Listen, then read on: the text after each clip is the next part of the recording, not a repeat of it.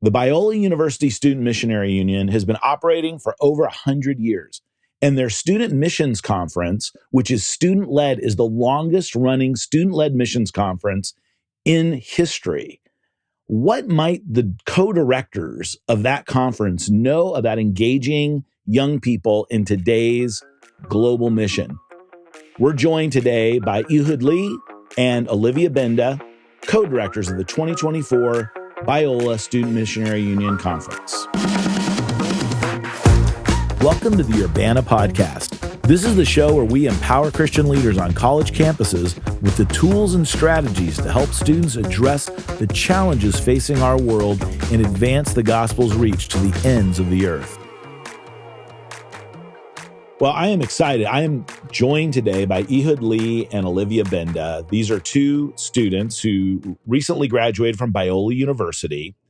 And the way that I got connected to them is that they were co-directors for Biola University's Student Missionary Union Conference, which is the longest running Student Missionary Union conference in the United States.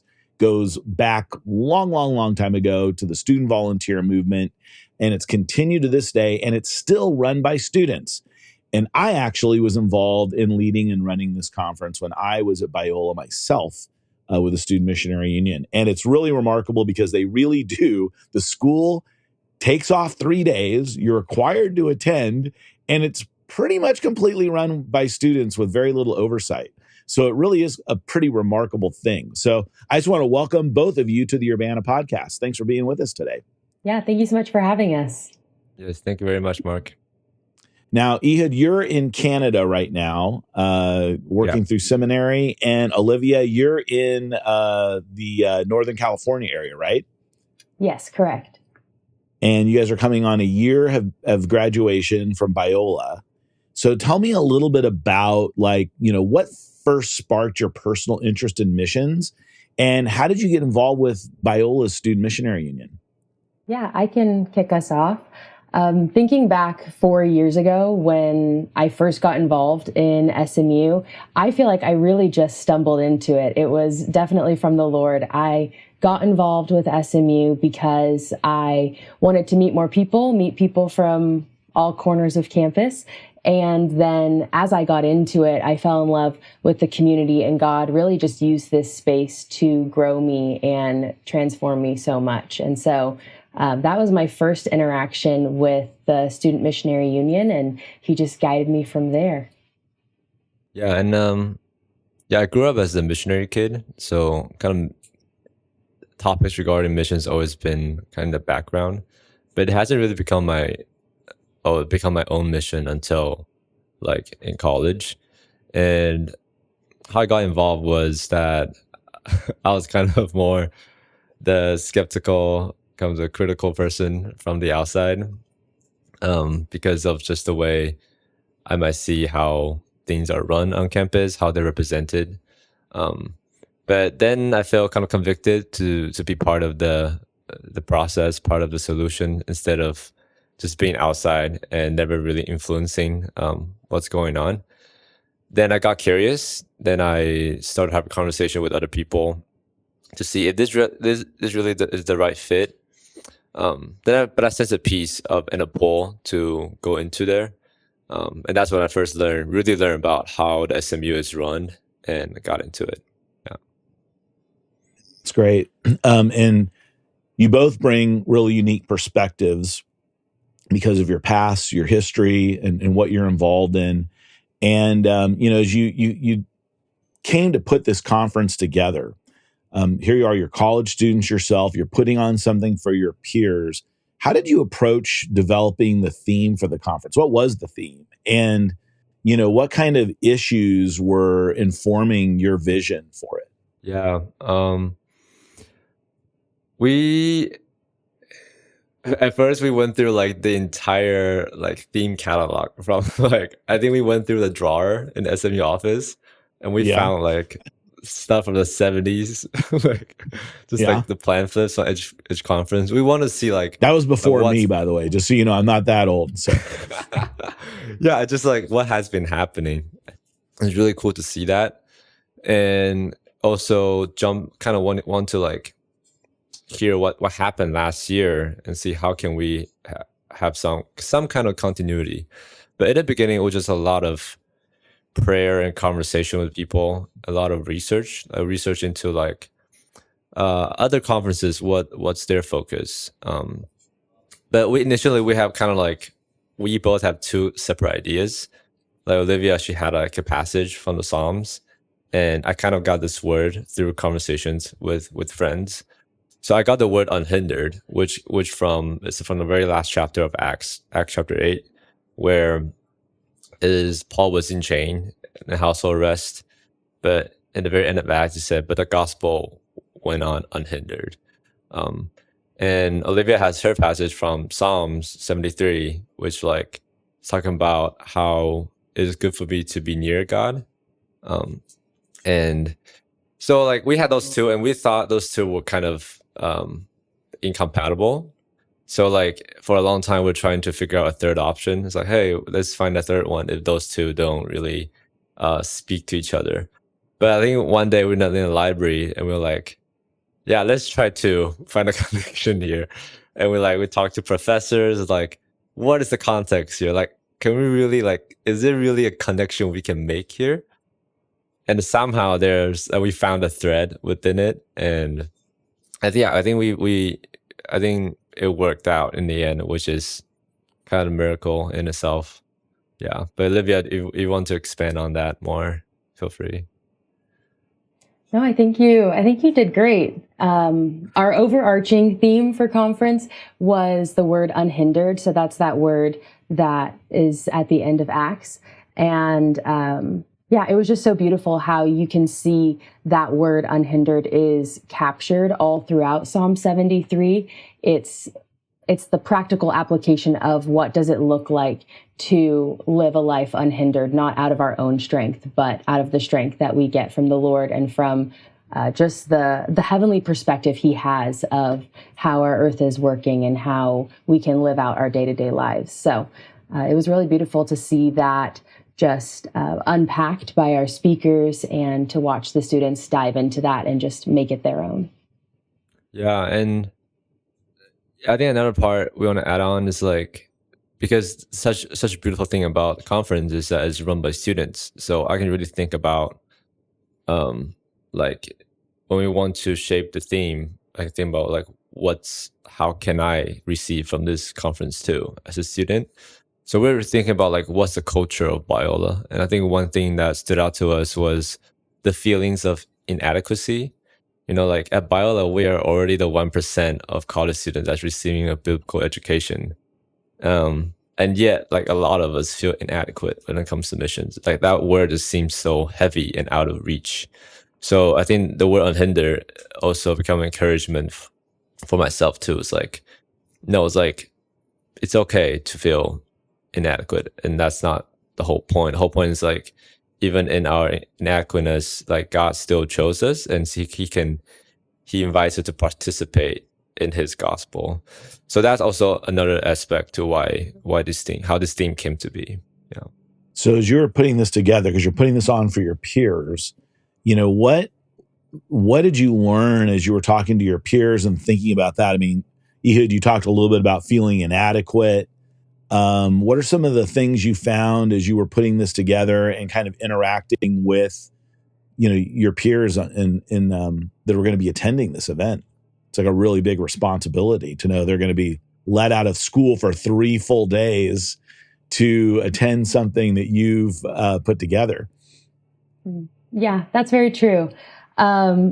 I think there's so many different ways that we can talk about missions. There are so many different facets of it and so many things that are important when we look at this topic. And so at the end of the day, I think we were just really encouraged to remember that our constant theme, regardless of whatever branding and colors and verse we choose, is going to be missions. Year after year, our theme is missions, and we are just talking about how is it applicable for this specific year of students. And so as we were unpacking it, we just kept that in mind, and yeah, we just went from there. And we wanted to make sure that we were representing our student body in the way that we presented things, whether that was on the platform or in the conversations we were having, to make sure that, like, for example, Biola has a really high a number of students studying nursing. And so we had a breakout session talking about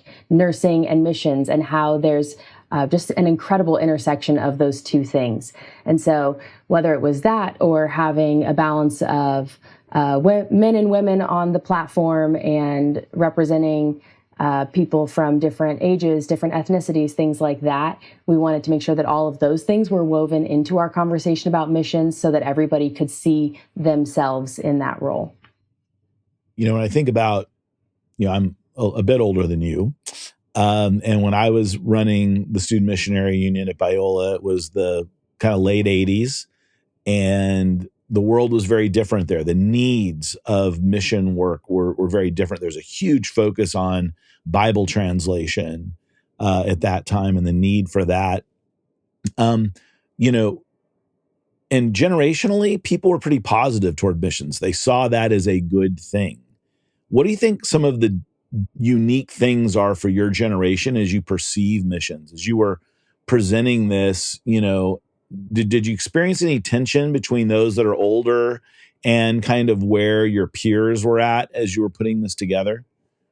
Yeah, I think kind of what Liv was saying, like, is the focus always mission, right? But there are like different emphasis throughout. I think my personal experience, it has been, I think the idea of vocational mission it just become more of a thing now. It's like when people think about missions, is less. I think I've accepted the fact that the word missions people always think about global or cross cultural, but now people is more interested in the idea of like, how can my major, how can what I study, like how can who I am like be a part of this thing. So yeah, I think that people are very curious about like how can my gifts and talents be a part of advancing God's kingdom. Yeah, that's kind of just what I experienced, because I feel for me it's kind of hard to look back to a memory and see like, oh, what were the past generation thinking? Because like I wasn't thinking about that at all as a kid. Yeah. But when I think about like students nowadays, I think that's a major trend for sure. Yeah. Olivia, do you have any thoughts on that? Yeah, I would say I think that our generation is very mindful of the nuances that come with doing missions. We've seen both the benefits and the challenges of cross-cultural missions and short-term missions trips and things like that. There's been a lot of conversation in recent years. And like Ehud was saying, I can't attest to how that was done in the past, but I know where we are at now. And I know people are definitely very mindful of these things as they're looking to do missions, wanting to see how their skills can practically be a part of the solution. As Ehud had mentioned with vocational missions, that's a huge focus. We have students asking like, oh, missions conference, are you telling me I need to drop out of school and go become a missionary right now? Is that what you guys are telling me to do? And we're like, no, not necessarily. Maybe there is a small percentage that God is calling them to do that. But I think for the vast majority, God has really gifted us with certain things and certain skills and inclinations. And so we want to see how can missions conference come alongside students and lead them into missions given their trainings and the things that they're learning in school. So those are all conversations that we heard with missions and as we were putting on the conference that I think might be unique to our generation. Yeah, it's been amazing for me just to watch in the last 30 years how the world has changed. Globalism has created kind of an interoperability for us. A lot of missionary preparation was all about being able to be prepared to go live in another culture. But now with urbanization, you can get dropped into almost any city in the world. If you've got a credit card and a cell phone, you kind of know how to get around and survive without a lot of preparation or training. So it's allowed for that mobility. There are jobs that are available around the world that aren't just missionary jobs. You mentioned the nursing and how you brought that in. One of the things we're going to be doing at Urbana is focusing on vocation as mission. We realize that a lot of where missions is going is going to be that I am the salt and light as I am doing, whatever it is that I do. And so thinking about the place that I do that is really critical. And we're going to be actually giving an opportunity for everybody who comes to Urbana as part of the check-in process. They're going to take an assessment that helps them understand their motivated abilities, because we don't just want to help them find, is missions the right thing for you, but really how to just be the person that God has called you to be, regardless of whether that's in a vocational mission experience or in some other way as you're just living presently. I gave you both the opportunity to take that assessment just for fun. We haven't had a chance to talk about it yet, which is something I look forward to doing with each of you, because just that time to feedback. But so I'm kind of taking a little bit of a risk here by even asking you without knowing what your answers are. Good lawyers are not supposed to ask questions they don't know the answers to. I'm not a lawyer, but as an interviewer, I try not to ask questions I don't kind of have some idea of where it might go. But I don't know where this is going to go. Tell me a little bit about your experience taking the True Center assessment, which we're going to be giving to everybody at Urbana this year. I'd like to hear your thoughts on that experience and the results. I would say I really enjoyed it. I thought it would take longer, but it actually wasn't that difficult, because it really stood out to me because I studied qualitative research. So like the question is like share stories, and because it's so open-ended, so it's like what you think you did well, and I think that just goes to such a deep core to like who you are as a person. Like, how do you measure things of your ability? So yeah, it's a really different kind of assessment, right? Because you're, for sure, yeah, you actually tell it stories about your own life and then answer questions about the stories. Yeah. So it's not just pick A or B. Do you prefer, quiet or noise? It's a little bit different, isn't it? Yeah, like through the stories, is that already revealed, like kind of how you're wired. So yeah, so going through all this, like telling my story and answering questions about it, and seeing the results, that was fascinating, because I think me and Olivia was talking about it.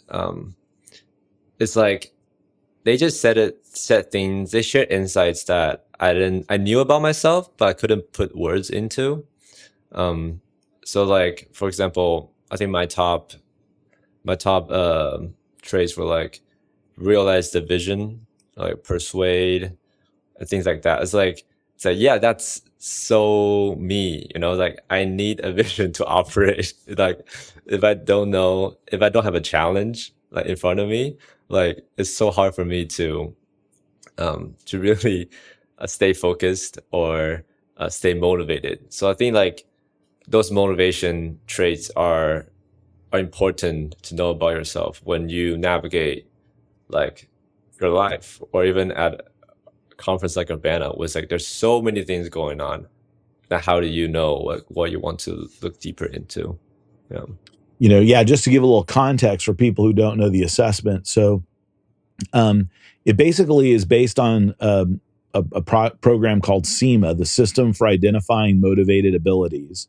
They've identified 33 kind of themes that motivate us. You just mentioned realize the vision. So to see an ideal of something and then make it a reality, that's a driver. That's what wakes you up in the morning. And just like a hunger drive, where we wake up and we have this desire and this drive to eat or to, quench our thirst, it's the same type of thing that we have inside of us. And so we all have a blend of these different 33 motivations that kind of cause us to wake up. And then we develop strengths, abilities, and talents to satisfy that motivational drive. And so we kind of orient our life around that, and it can really help us figure out a vocation. So Olivia, what was your experience with the assessment? Yes, I really enjoyed taking the True Center assessment. I thought it was so interesting how, as I kept answering the questions and filling out about my experience, the questions became more tailored to me. I don't understand computer programming and all of that world, but whoever created this, I think it's just really unique in that way. It's not something that you see, that you get to tell a story and learn about yourself in return. I also just thought it was really cool how it was teaching us about our motivations and the core parts of who we are. Like you said, what gets us up in the morning. I think that's a really valuable thing to look at as we're looking at how can I be most effective for the kingdom, not trying to fit yourself into somebody else's calling, but looking at these motivations and where that can take you, how these can align with different types of missions, I think is just, a really unique thing. And as Ehud said, I thought it was cool to see parts of my results that I could not have come up with on my own. Like one of mine was be key, which I think at first glance, it seems kind of like a funny thing. It was just saying that I like to be at the center of the action. I like to feel like the work that I'm doing has an impact. But as I've reflected on what I would call my past successes, that's what they had me enter in. My past successes are things I felt proud of. I could see that common thread, that feeling like I was at the center of the action and got to have a voice and be a part of making an impact or making a difference for somebody else. That is a core motivator that carried me throughout a lot of different experiences. And so, I just thought that seeing my motivations is a really wonderful thing to know. And it's always better to try and know yourself better. And having that come from a biblical perspective is also really great. As I read through the assessment, it was making connections to different passages in the Bible where you can see these motivations. And that's just not something that you get in other assessments. Yeah, I'm really excited after talking to you now to sit down with each of you and kind of feedback on those. And we're actually going to have coaches and workshops there to help unpack the assessment at Urbana. And all of the speakers are going to take the assessment, all the exhibitors. So we're going to just weave the language and understanding throughout the whole thing so that we can really understand, like, who did God make me to be? How do I show up? How do I find, ultimate satisfaction in the design of the God has made for my life? So, that's really great. So I've got a be key and a realize the vision person in your top 5. What I love about it is there's 33 themes. So it doesn't put you into a box like you're one of 8 types. It's like literally it's a blending of these different traits, and even understanding your bottom ones too. And the fact that these are things you're really probably not motivated to do and are going to really drag you down. It can really help you find a job and a career, understand why you're not happy in the job that you're in or whatever, and what you can maybe do to modify that. So anyway, I'm excited to talk to you all about that offline and personally. But, tell me a little bit. So, thinking about an assessment like True Center and your peers, friends that you have, how do you think that could be helpful to them to get this insight and to look at it in the context of their life, whether they're thinking about missions or not? Do you have any thoughts about that? Yeah, I can get us started. I think that this sort of an assessment can be really helpful, especially for college students or people in our age range, that during this time, like when we're in college, there are so many decisions that we're making. It feels like such a pivotal point in our life. Around every corner, people are asking you, what are you going to decide? Where are you moving? What career path will you take next? And then in missions conference, people are confronted with, how does the Great Commission play into your life? Or kind of fitting it the other way around, because the Great Commission is for everybody. How do you fit into the Great Commission? And so those are just questions that we're confronted with all the time. And so having an assessment like True Center that can help us to just imagine different things and get to know ourselves a little bit better is definitely a benefit. as we were putting on missions conference, a common theme that we recognized was that our peers don't know either. We're all just kind of wandering around, trying our best to live according to God's word, be good stewards of what he's given us, and make good decisions. And so having any tools that will help us to make these decisions is always a benefit. And it just kind of provides the language, like you were saying, to have these conversations. Yeah, and yeah, to jump off that, I think most college students, they have like, most of them don't have any intern experience or like experience in like a corporate setting or like have a wide life experience yet.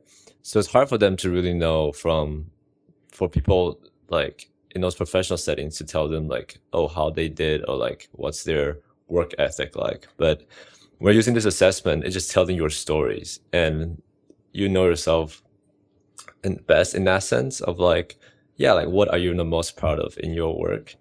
And I think it helps to show the diversity like of the body, right? Like we all have unique talents, and we're all like persons with like the way we wired are all to like work together. Not as in like, oh, now I figure out my motivation, I'm gonna do my own thing. Is no, like I realize now who I am.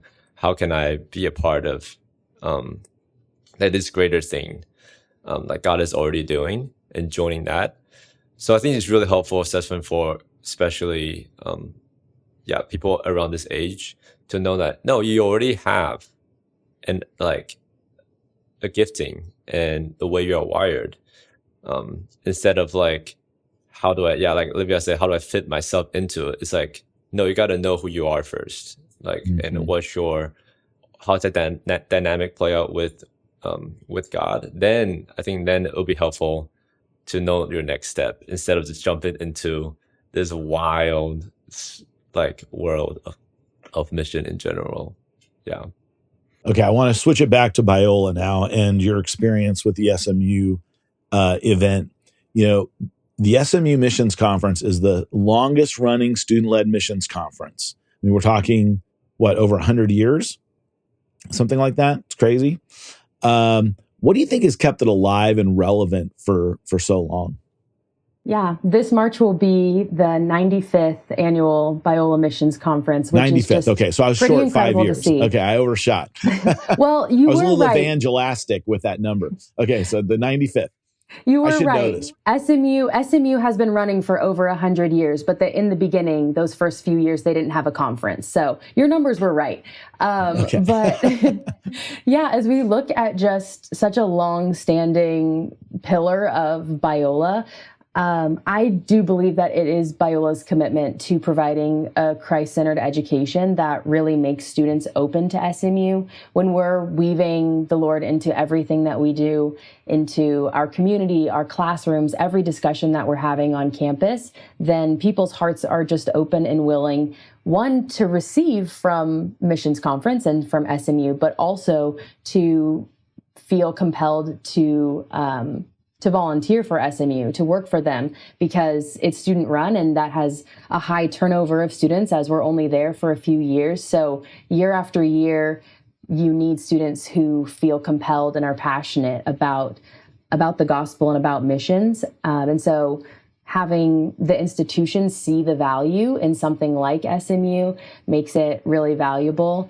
Another thing that Ehud and I had talked about was just, in the institution's commitment to SMU and to keeping it going. Our past presidents like Dr. Clyde Cook and then DBC, as we call him, Dr. Barry Corey, they have just been so committed to funding SMU and allowing us to have this platform. They want to see their students learn through leading and taking on this big opportunity. I'm sure over the past 100 years, it would have been a lot easier to cut out SMU and to cut the funding and stop the program. Like, that's always the easier option. But they were really just dedicated to allowing students to have this platform and giving us the resources and the leadership that we need to guide us along the way. Like, it is a student-run thing, and we're so empowered and blessed by that. But also we have wise mentors that help us along the way and teach us about the legacy of Biola, to make sure that everything we're doing is on the right track.